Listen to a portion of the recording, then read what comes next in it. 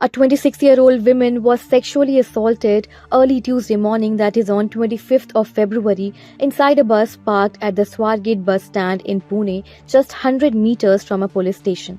The assault occurred between 5:45 a.m. and 6:30 a.m. The suspect, identified as Dattatreya Ramdas Gade, was captured on CCTV footage, but he remains on the run. Pune City Police have formed 13 teams to locate and arrest him. 8 teams from the crime branch and 5 from Swargate police station are working to track down the accused. Some teams have also been sent outside the district to assist in the search.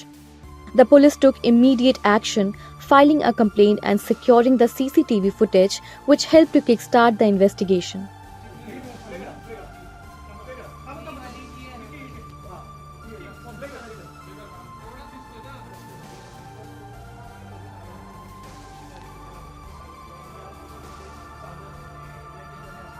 Authorities are also looking into how the bus depot management allowed such an incident to take place within their premises. In response to the attack, Shiv Sena UBT leader Vasant More, along with party members, organized a protest at the Swargate bus stand demanding justice for the victim.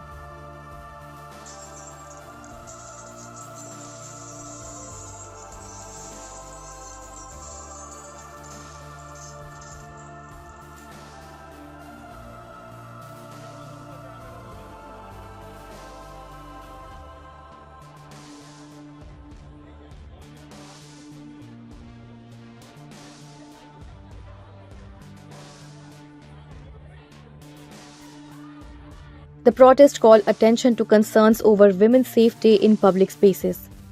Deputy Chief Minister Ajit Pawar condemned the incident, describing it as deeply distressing. The President of the State Commission for Women, Rupali Chakankar, briefed on the case and expressed confidence that the accused would be arrested within the next 2 to 3 days. कल पुणे में स्वारगेट के परिसर में एक बहुत बड़ा हादसा हुआ, वो बहुत ही दर्दनाक था। इसमें कल सुबह 6 बजे स्वारगेट डिपो में एक लड़की के ऊपर अत्याचार करते हुए सीसीटीवी के फुटेज के जरिए सामने आए।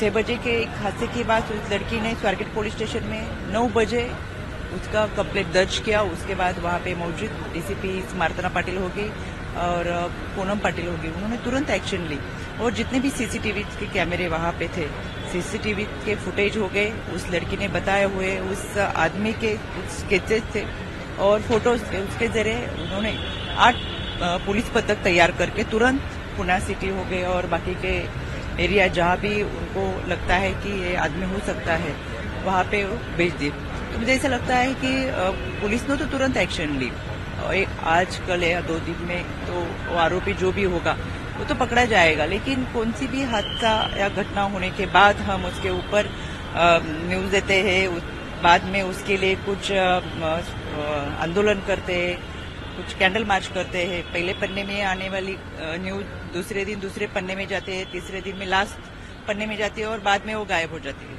मतलब ये हादसा एक दिन में होने के बाद हम उसके बाद बारे में बातचीत करते। तो मुझे ऐसा लगता है कि महिलाओं ने, लड़कियों ने, स्टूडेंट ने भी उसके बारे में डिफेंस के जानकारी लेते हुए सतर्क रहना चाहिए।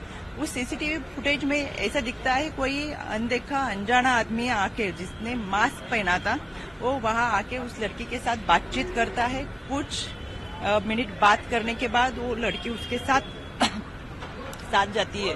तो एक गलत बात है कि जो आदमी हमारा पहचान वाला नहीं है, हमने कभी देखा ही नहीं और उस लड़के ने मास्क पहना है, ऐसे अनजाने आदमी को हमारे बारे में जो भी जानकारी हो वो बता देनी, ये गलत बात है। उस लड़की ने उस आदमी को बताया कि कहाँ जाने वाली है, साथ में कौन कौन है, कहाँ से आने वाली है, ये सब मालूम करने के बाद उस लड़के को मालूम हुआ कि ये लड़की अकेली है। तो बहुत सारे ऐसे हादसा ऐसे इस तरह से होते कि हमारे बारे में इंक्वायरी और जानकारी अगर हमने किसी को दी, तो आपके जरिए मुझे महाराष्ट्र के मेरे छोटे बहनों को कहना है कि सोशल मीडिया और फेसबुक में अगर किसी ने आपको फ्रेंड रिक्वेस्ट भी भेजी तो उससे सावधान रहे, क्योंकि बहुत सारी हादसाएं, घटनाएं हमारे जानने वाले लोगों से या रिश्तेदारों के उनके जरिए ही होते।